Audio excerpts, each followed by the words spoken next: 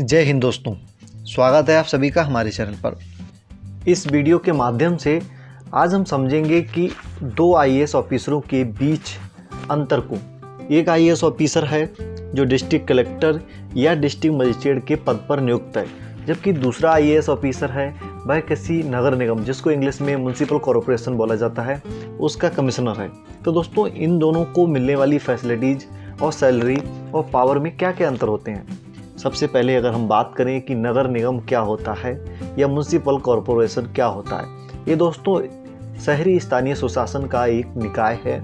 और दोस्तों, हम बात करें ज़िले की, तो ज़िला एक राज्य के बाद प्रशासनिक व्यवस्था का जो ढांचा होता है, तो उसके बाद एक राज्य के बाद आता है मंडल, जिसको इंग्लिश में डिवीज़न बोला जाता है। साथ साथ में डिवीज़न में बहुत सारे डिस्ट्रिक्ट होते हैं। तो दोस्तों, एक डिस्ट्रिक्ट एक नगर निगम, इन दोनों में क्या अंतर है ये पहले आपको मैंने बता दिया।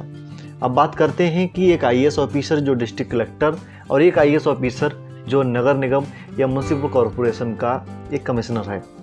तो सबसे पहले आप ये जानिए कि जो नगर निगम का आयुक्त या कमिश्नर है, उसकी जो पावर हैं, उसकी जो ड्यूटी हैं, वो दोस्तों केवल नगर निगम तक ही सीमित हैं। नगर निगम का जितना भी क्षेत्राधिकार है उतने तक ही सीमित हैं। जबकि दोस्तों, एक वह आईएएस ऑफिसर जो डिस्ट्रिक्ट कलेक्टर या डिस्ट्रिक्ट मजिस्ट्रेट के पद पर नियुक्त है, उसकी जो पावर्स हैं वो दोस्तों एक डिस्ट्रिक्ट के अंदर तक सीमित हैं। पूरे डिस्ट्रिक्ट में उसकी जो पावर मिली हुई हैं वो लागू होंगी। लेकिन दोस्तों, वहीं पर एक नगर निगम के कमिश्नर की जो पावर्स हैं वो केवल नगर निगम का जो क्षेत्राधिकार है, अपना एरिया है, उसमें लागू होती हैं। इन दोनों की पावर में और दूसरा सबसे बड़ा डिफरेंस ये होता है कि नगर निगम है, उसकी जिम्मेदारी ये नहीं होती है कि नगर निगम में जो पुलिस व्यवस्था है वो भी सुचारू रूप से चले।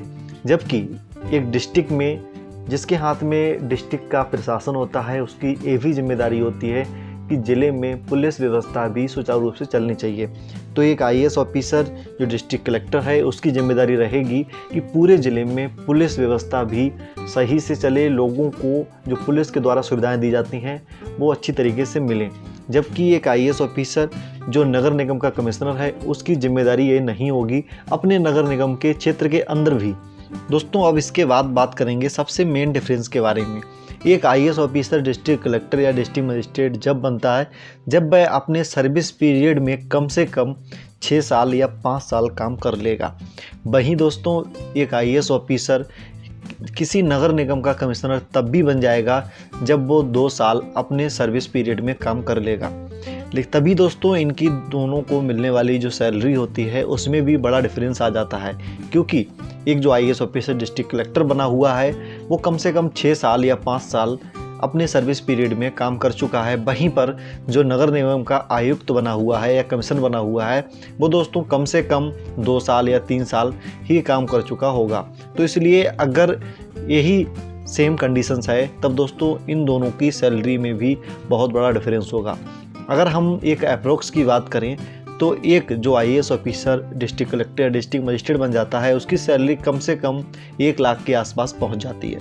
वहीं दोस्तों, अगर कोई आईएएस ऑफिसर अपने सर्विस पीरियड में केवल 2 साल काम किया है और वह नगर निगम का आयुक्त बना है, तो दोस्तों जो उसकी सैलरी होगी वो कम से कम 60,000 से 80,000 के बीच में ही रह जाती है। तो दोस्तों, सबसे बड़ा अंतर ये हो जाता है इन दोनों आईएएस ऑफिसरों की अलग अलग पोस्टिंग में। इसके बाद दोस्तों बात करते हैं चौथे डिफरेंस के बारे में। वह दोस्तों होता है कि एक डिस्ट्रिक्ट कलेक्टर या डिस्ट्रिक्ट मजिस्ट्रेट अपने पूरे ज़िले में कभी भी निरीक्षण या इन्वेस्टिगेशन या जांच पड़ताल कर सकता है, जबकि एक नगर निगम का कमिश्नर केवल अपने नगर निगम में काम करने वाले या उसमें पोस्टेड जितने भी अधिकारी या कर्मचारी हैं उनकी ही जांच पड़ताल करेगा और अपने उसी क्षेत्र में वह काम करेगा।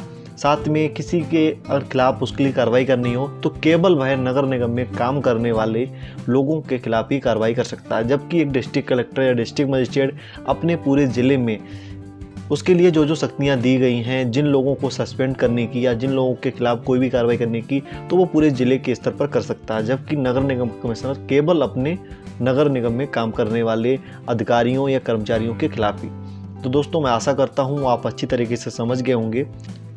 दोस्तों, लास्ट में आपसे एक बात मैं कहना चाहूँगा कि एक ही वीडियो में सारी जानकारी दे देना संभव नहीं हो पाता। इसीलिए जो मैं अपने हिसाब से आपके लिए मेन समझता हूँ वो आपके लिए जानकारी शेयर करता हूँ। उसके बाद भी अगर आपके मन में कोई डाउट रहते हैं तो आप उनका जवाब मुझसे पूछ सकते हैं।